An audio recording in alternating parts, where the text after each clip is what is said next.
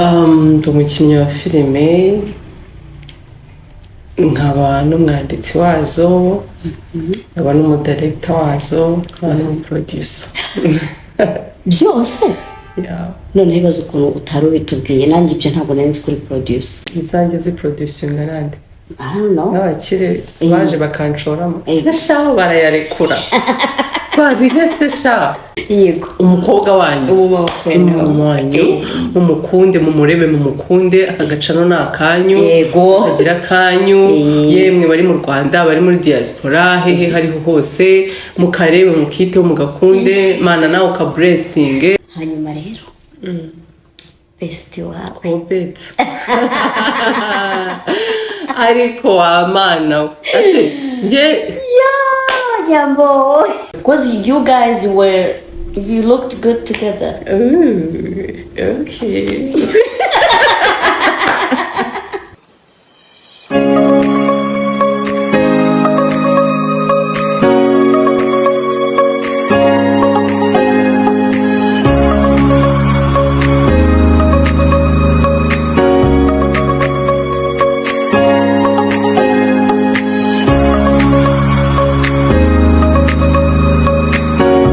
Hello again, my people, welcome back ku Mamapreneur Podcast. Njye ndi Clarisse, your host. Ndi kumwe na Miss Nyambo. Ntabwo ndi bumuvuge cyane, ndaza kumureka yivuge kubera ko ari umuntu mukuru, ni umuntu mukunda. And I'm so happy to have you here. Thank you. So good kwivuga bikenera. Nitwa Nyambo Jessica. Aba nishimiye kuba ndi hano, ndi kumenya Clarisse. Yego. Yeah.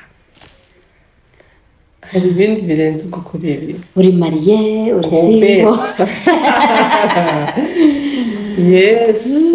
Kuri iki erega nubwo turi benshi tugukunda tukuzi, hari nk'umuntu mushyashya ariko kibona smartphone nawe yarese.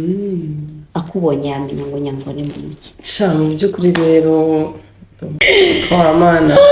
Mwamwumvise Nyambo, nizera ko mwishimye aho muri hose. Murabizi ko yaba gato cyangwa kanini nga celebra, so ndi celebrating ko nicaranye na Nyambo hano muri studio z'Umamapreneur. Cheers Nyambo, karibu. Cheers. Namwe mwese grab a cup of coffee, your water, your juice, and let's celebrate this.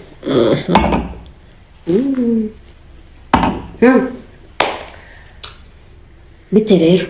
Sha ni byiza, ndashima Imana, ndakomeye. Urebye wumve ko nta kibazo na kimwe gihari. Uri mwiza. Murakoze. To be honest, Yes. umuntu ukubona kuri kamera actually ntabwo uri mwiza cyane nk'uko ukubona in person. Ego. Yeah. Oh my God. Yeah. Thank you. Nubwo mbere umukobwa mbwiye. Ndi mwiza nyine. Bwa mbere koko? Okay, so bwa mbere ariko nyine uburyo bimbwiyemo. Nyine it's true. Njyewe nta kintu njya nca ku ruhande. Niba bimeze neza ndabivuga, niba bimeze nabi cyakora I choose to keep quiet. Ntabwo nkunda kuvendinga abantu. So you look good, usutse neza, you look clean. Hakunze bino bintu byawe. Hari ukuntu njya mbona abahinde bagiraho. Aha. No kuntu matching skin tone yawe. So mbona ari bikeya, nzashaka n'ibindi. No ku maguru ushyiraho. Yes mwana. Buryo utambuka bikajegera. Oya ku maguru none naba nkabije. Ku maguru naba nkabije. Actually biguma hano. Mbona ari byo byiza, mbona nyine abaye ari byinshi bigera nka hano na hano na hano, byaba ari byiza kurushaho. Okay. Yeah. Ariko that's nice. Murakoze kumbwira ko ari byiza bimbereye. Ubwo nanjye kubikuramo azaba ari ikibazo. Maybe nujya gukina bakabikuzamo. Wenda role itabibyemera simbizi. Oya n'ubundi ugiye gukina ubikuramo kubera ko hari nka character bifite wenda yo kuba umunyacyaro cyangwa se nyine utabyemereye kuba wabyambara. Ubikuramo ukabishyira hariya ukazabyambarira ugiye nyine aho biba ngombwa kubyambara. Ntabwo n'ubundi wese waguma byambaye, wenda waguma wambaye ibintu bimwe, urabikuraho ugashyiraho igikomo, ejo ugashyiraho iki, ejo ukabireka bitewe nyine n'uburyo wambaye. Nice. Yeah. Nese Nyambo. Tukunda byatari twarasaze nyine. nyine njyewe nyine namubonye in person ndi kumukoraho. uraze ngo abantu bereye mu nzozi. Byatangiye gute like career yawe ya film kugeza aho nyine ubaye umu actress uri kuri level nk'iyawe twese dukunda byatari du following? Byatangiye nabyinjiyemo 2022 na rimwe kwa karindwi covid irimo irarangira, ubwo nabyinjiyemo urumva nta kintu twari dufite turi gukora kuko twari turi muri guma mu rugo. Rero ngiye ikintu mu buzima bwanjye kibaho kimbangamira ni ukumva ko nari gukora, kubaho nyine numva ko nicaye ntari gukora, mba numva ari biri kundyarya tukamubwe gutyo. Yego. So urumva ahantu nakoraga kari akazi gasanzwe, bandi twari turi muri guma mu rugo nyine tutari kujya ku kazi. Hanyuma nibwo nicaye nyine nkora research ikintu umuntu yakora atari kuva mu rugo kandi kikaba cyamwinjiriza. Nyine ndagishaka nsanga n'ubundi icyo ari cyo cyose kiba ari ikintu kijyanye na internet cyangwa se na social media. Nibwo nahise noneho akaba ari n'ibintu nakundaga kuva kera, ariko ntabwo nabuze uburyo nabikora, ahubwo njyewe narabikundaga ariko nkakunda kubirebera hariya nkumva nabigiramo uruhare, like nkaba nakandikamo indirimbo se n'aba director, ariko ngiye kujya imbere ya kamera numvaga byambuza kwisanzura mu by'ukuri. Nareba n'inshuti zanjye nari mfite z'abasitari, nareba uburyo babayeho, ubona umuntu turi kugenda ari kwanga arashonje ariko ntituri buhagarare mu muhanda ngo agende agagurikira aha cyangwa ikigori cyangwa something, nyine anything ashaka. Nkabona gusitara ni nkabona harimo ibibazo, kandi njyewe nkunda kuba njyewe, nkabona njyewe nkunda nyine niba nshaka gukora iki nyine nyikore, niba numva nshaka kwigurira ikigori ku muhanda cyangwa se ikiraha cyangwa utubrosheti two ku muhanda mbona numva tumumuriye ntacyo biri buntware. Yego. Nkumva niba nshaka kuvuga ngo umunsi nshaka kujya mu isoko kwihahira nigireyo, niba nshaka kugenda kwigurira inyanya mu isoko ngende nyine, ariko nareba inshuti zanjye uburyo bimeze nkabona birabagora nyine kuba babikora, kuba bajya mu isoko. Mu by'ukuri ntabwo ari ikibazo kuba bajyayo, ahubwo usanga nyine batari comfortable y'ibintu by'ahantu bari, bitewe n'abantu noneho bahita ngo dore ngo wenda nk'umuhanzi ati dore runaka n'icyo, ugasanga baramushagaye ntahashye ibyo ashaka mu mutuzo we wapi. njye nkabona ibyo bintu ntabwo nabibasha. Yego. Ariko iyo ikintu ari igeno ryawe cyangwa ari ikimana igushakamo, ikora ibishoboka byose ukacyisangamo ukacyinjiramo. So rero icyo gihe ravuze ati kantu ukore n'ubundi covid nirangira nzasubira mu kazi turanga. Nakoraga udukizi nibwo twafunguye cano, nari mfite umuvandimwe ubwo turi kumwe, akaba azi kweditinga, akaba nyine azi kamera, twakamereshaga telefone twari dufite icyo gihe. N'undi mushuti wanjye nawe twari turi kumwe mu rugo, tukajya tudukora utuntu turi aho ngaho tw'iminota mikeya cyane rwose, tukadushyira nkabona turareba. Mbona cano itangiye kuzamuka mu nzu yawe na telefone yawe. Yego ko cyane rwose. So nyuma urumva covid yagiye kurangira turebwa cyane, urumva kiragera n'abantu bari bafite ibintu bareba, ahari byari ngombwa ko babireba, babyanga babyemera bari bafite kubireba kuko nta hantu bari bafite ho kujya. Waricaraga mu rugo ukareba filime ukaziruka, ukajya mu social media ukayazenguruka ukayaruka, nyine warebaga ibintu byinshi. So nuko numva covid irangiye nashatse gusubira mu kazi kanjye, ariko ntibyankundira kubera ko hari abantu bari bamaze kubona nyine iyo mpano yanjye, harimo n'izo nshuti zanjye. So nibwo Asiya yambwiye nyine muze gushyira muri filime yiwe, ndagenda njyayo ndakina, mbona ni byiza, ariko numva ntabwo nshaka nyine kugaragara nyine ahandi. nuko urumva umuntu yagombaga kuba yamukinira yaramutengushye, ntiyaboneka. arambwira ati se waje? nubwo se kubizi njyewe, arambwira ati reka wabishobora ndabizi. niko kugenda ndakina nyine numva biri burangiriraho, maze gusubira mu kazi kanjye. birangira isohotse nyine y'abantu bakajya bambwira ngo nikirumva no kuri seti ahantu twe turi gukina nari filime irimo ibyamamare byinshi nari ingore Nick Dig Asiya no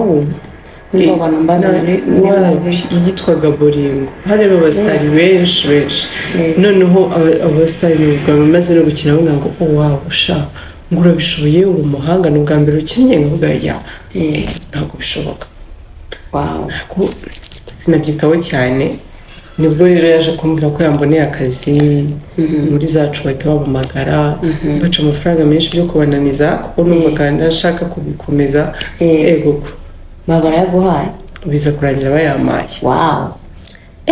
aya mafaranga bampaye muri iyi minsi mu minsi ine ntanakorera n'ukwezi kose ahubwo ahantu ashaka noneho igihe bari igihe umuntu akora ikintu nyine nko kugira ngo nshimishwe nuko ampaye ayo mafaranga bikanshimisha ko mwahita nibaza n'ibintu byinshi nkibaza niba muri iyo filime tugiye gukina zaciyemo abasitari benshi ikindi abo basitari ubwo bivuze ngo nabo baba baca amafaranga menshi ngiye nkaba muciye aya ngaya aribwo nyiza akayabo bivuze ngo abasitari bose barimo nabo abaharenzayo yamaye kandi ubwo nawe agasigarana umusaruro bivuze ngo ibi bintu birimo akantu ibintu biragabura gukora imibare nibwo naje gufata icyemezo cyo kubyinjiramo ariko ndavuga ntabwo byinjiyemo ngiye kuba umukinnyi nyine ngo nkorera kuko niba nyiri filime atanga aya ngaya ku bakinnyi bangana gutya bivuze ngo aba yinjije menshi reka mbikore nshaka izina hanyuma nayo nzakora ibyanjye ku giti cyanjye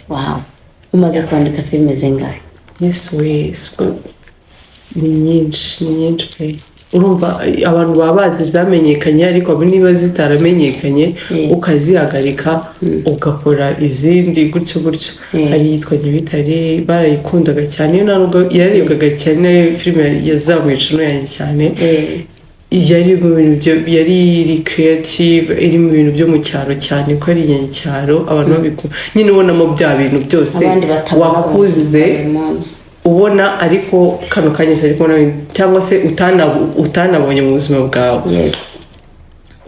harimo ibintu byose byo mu cyaro duteka runonko si ubwo wowe sipoye kweri reka njyewe nibwo buzima nakuriyemo how old are you ufite imyaka ingahe nta mukobwa ujya ufite yambonye wowe niwo ufite 60 oya hari igihe yivuga ahita avuga ngo ushaka ntabwo tuzi ko Nyamagabe umwana gutyo cyangwa ngo ntabwo tuzi ko Nyamagabe akuze gutyo ntayo mvuze ndabihoreye so hari harimo ibintu nyine byo mu cyaro ikintu nyine cyitwa cyose cyo mu cyaro guteka runonko kujya kuragira inka gukama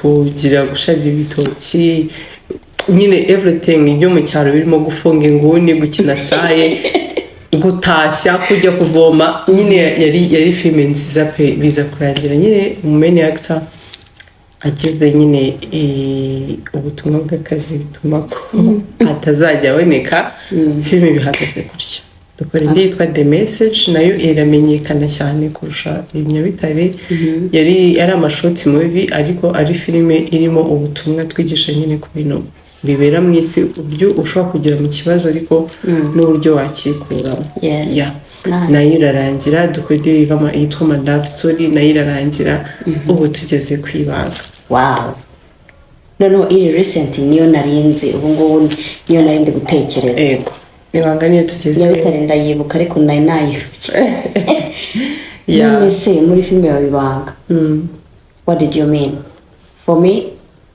ndacyabitahura hari n'ubundi wenda utari kubitahura mu filime yawe yitwa Ibanga niyo message washatse gutanga rero filime ya seri iba irimo message nyinshi cyane zitandukanye inspiration ariko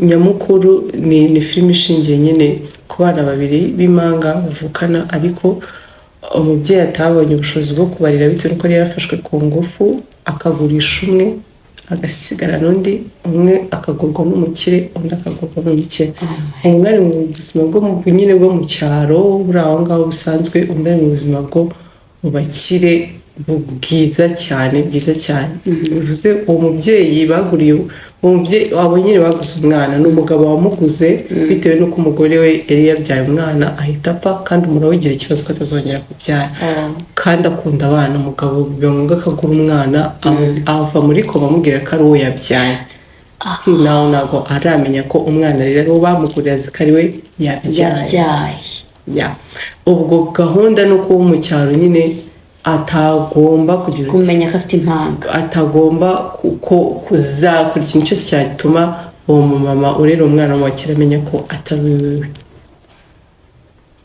Filime igeze kure byatangiye kumenyekana guys muzayirebe ntabwo nayisobanura ntabwo rikiri ibanga hoya biracyari ibanga kuko uwo mugore ntabwo aramenya ko uwo mwana atari uwe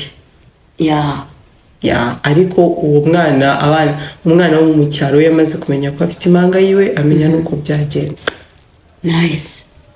Wow, byose biva mu mutwe wawe ngaka ubu uryamye se uzindutse mu gitondo bikuzamo ukicura ukabyuka. How do you get inspiration?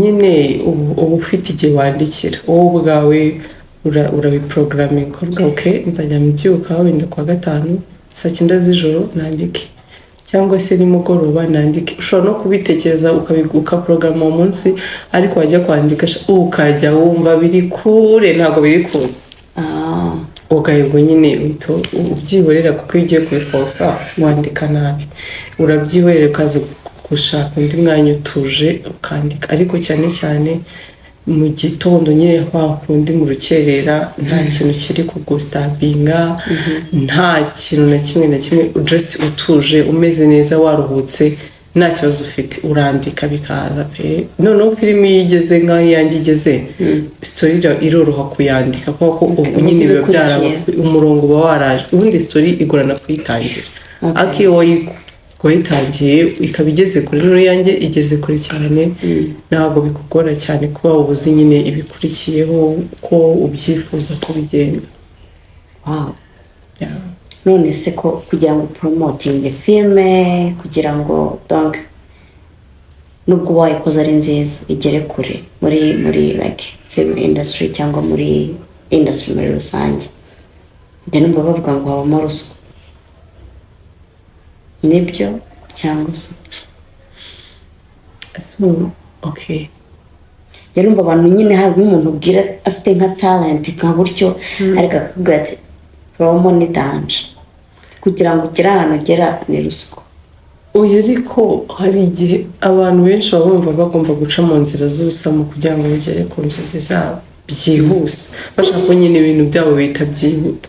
Niba umwe umugiye akakwaka ruswa ntabwo n'undi azakwaka ruswa ikindi wikumva ko niba ukoze ikintu kimwe kigomba guhita nyine kigenda. Natwe ntabwo twakoze filime imwe ngo ihite ngirebwa mbere ya Nyabitare hari izindi hari utundi tuntu twagiye dukereyatinga tugakora tukarara amajoro tukavuga ati noneho nguye kuri content ya danje iyiyo ewana irabamara wayishyiraho egoko ukabyirebera wowe n'umuntu weditinga na mama wawe na papa wawe akaba ari abantu bonyine babireba kumva umeze ute urababara kandi wowe ushoyemo imbaraga nyinshi urababara ukaburora amajoro washoye amafaranga wagize ute no gutangirana n'amafaranga uba ufite uba uri kugira uti noneho uba ufite n'abantu bari kuguca intege bavuga ati biriya bintu wagiyemo wa mwana we nta hantu bizakugeza uraje ubikirara ugira ute noneho wanana ibintu uri gukora n'udufaranga duke wari ufite ukareba ko n'ukuntu biri kwangasha ugahita uvuga ati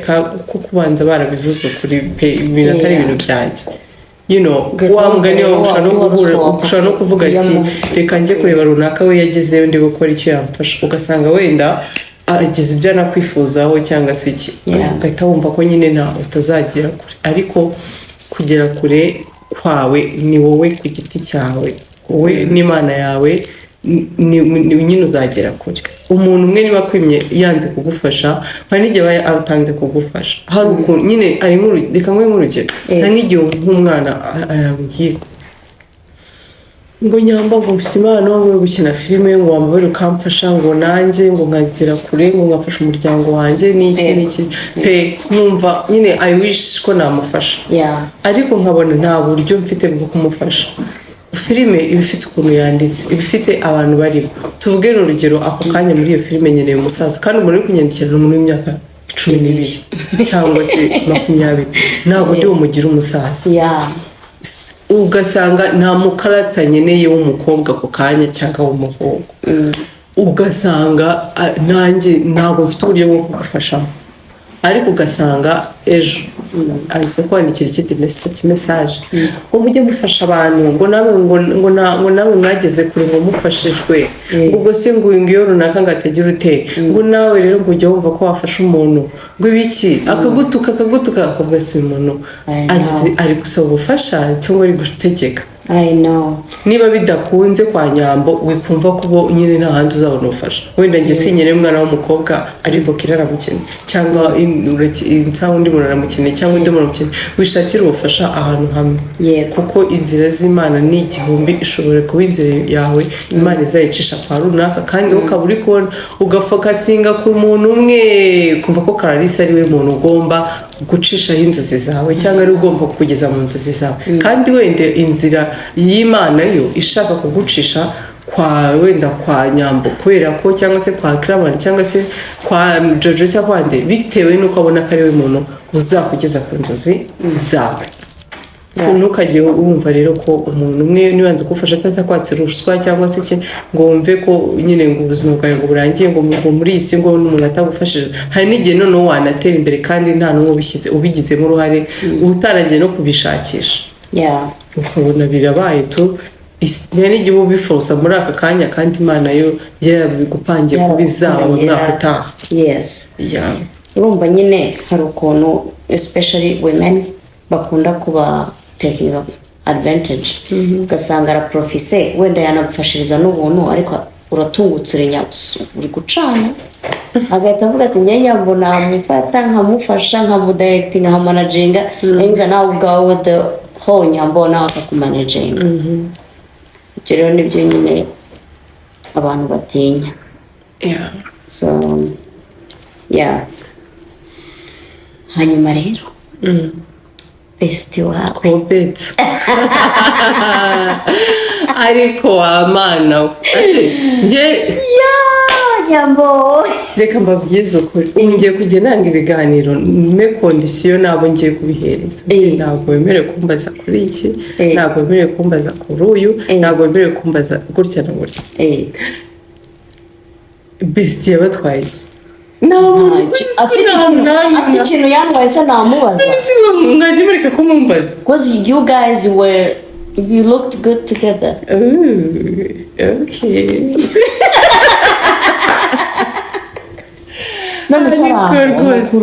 Araho arakomeye ameze neza. Muracyavugana? Una bestie bameze gutya, sinzi babona ameze gutya. Oye none se kuki mushaka ko tuza tumeze gutya imbere ya kamera? Hari wenda wasanga inyuma ya kamera tukimeze gutya. Uravuze ngo yaguherekeje kugeza oya nyine ubonye se actually urumva reka mwereke nyuma y'uko uri inshuti n'umuntu nawe ufite ubuzima bwawe ukumva nawe uba ufite ubuzima bwawe bwite. So ntabwo buri gihe nyine nabandi kumwe nawe, kuko hari ubundi buzima nyine mfite bwanjye ku giti cyanjye. Ikindi abantu iyo bari inshuti bagira nyine nibo bimanaginga, nibo managinga ubucuti bwabo, bakavuga okay noneho tubutware gutya, okay bigende gutya, twabishyize kuri social media abantu batangira kubifata ukundi whatever tubikuriho noneho twibera inshuti gutya, ariko bitari muri iki, cyangwa se nyine mwiye nimwe muhitamo uko mubigenza. Nese ubundi reka mubwira njye kubwira nyine uko ngewe mbyumva nako nabyumvaga, cyangwa se n'abashuti banjye twarabakekaga twabonaga atari best. Was it true? Yari best cyangwa yari ejo yakihurira umugore ibibazo kumbere nyine dukunda kugasinga ikintu kimwe kugira ngo kibyare umusaruro, atari uko nyuma nyine y'ako kazi ayo mafaranga ushobora kuyakuramo, ushobora kuyagura ikintu runaka kizangira inyungu, ushobora no gukora undi mushinga runaka, ariko wowe bitazasaba kujya kuwicara uzashoramo nyine hari umushinga, hari ikintu ukora cyangwa kikaba ari ikintu ugura kikaba cyakubyarira inyungu kandi utakicaye iruhande. Yes, yego. Ibyo byo urabikora nyine ufite ibindi bintu ushoramo amafaranga. Okay. Ariko ikintu kijyanye n'ubuvango njyewe nshyiramo umwanya wanjye. Movie ntabwo iyo nari yumva noneho niba tutari kuri set ugomba gushaka ibyo tuzakina ikindi gihe twasuye kuri set. Yego. Kandi wumve ko ndakora kuva kuwa mbere kugeza kuwa gatanu. Yego. Ndakora buri munsi. Iyo uvuga gukora uba uri kuvuga ndashutinga. Mana yanjye. Ndajya gushutinga. Ufite production. Yego. Team. Yego. Idahinduka. Team nyinshi cyane. Mfite team nyine abantu banshutingira ni bamwe, uweditinga ni umwe, abakinnyi ni babandi nyine nibo ni benshi. Ushobora kuba mfite nka team irimo nk'abantu bagera kuri 60 cyangwa 50. Iyo managing ute? Urabona sibo n'abana.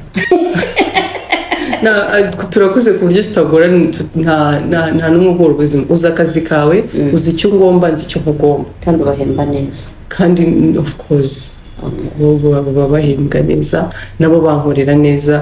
Ubuzi ngo kwa mbere niba ari gushutinga kwagira neza isaha gutaha neza isaha, kwa kabiri ari gushutinga neza isaha bigenda gutya na gutya. So icyangwa nanjye nuko manzi ko ibyo bigomba kuba bihari.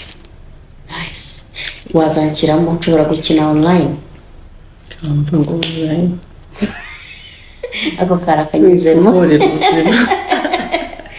Anyway, mu gusoza nagira ngo nakomeje nkubwira ngo uri mwiza ariko nigeze nikubona wambaye umweru. I think it was on your birthday. Wari wambaye pure white. Bro, narabyutse tabwa ati nyambo yakoze ubukwe. Shaka waratujije. Kuki waducanga? Umwana wanjye. Abuse. Okay. Njye nandi kubona no hano bigeze. Natangiye kukwanduza kuvuga. Turavuga ntabwo turi burangize. Dusoze abantu mutubwire ko mwamukunze tuzagaruka ko ntabwo twabigira ibintu byose cyarimo. So we love you. Natwe mudukunde mushyire muri comment, subscribe, share and comment. Mushyigikire umukobwa wanyu, umumama wanyu. Mushyigikire yego umukobwa wanyu, umumama wanyu, mumukunde, mumurebe, mumukunde. Akagacano ni akanyu, yego kagira kanyu. Yemwe bari mu Rwanda, bari muri diaspora, hehe hariho hose, mukarebe, mukiteho, mugakunde. Mana nawe ukablessinge. Amen. So ubwo hari ikintu narenzaho kuri ibyo ngibyo. Ndabakunda naho gutaha. Bye bye.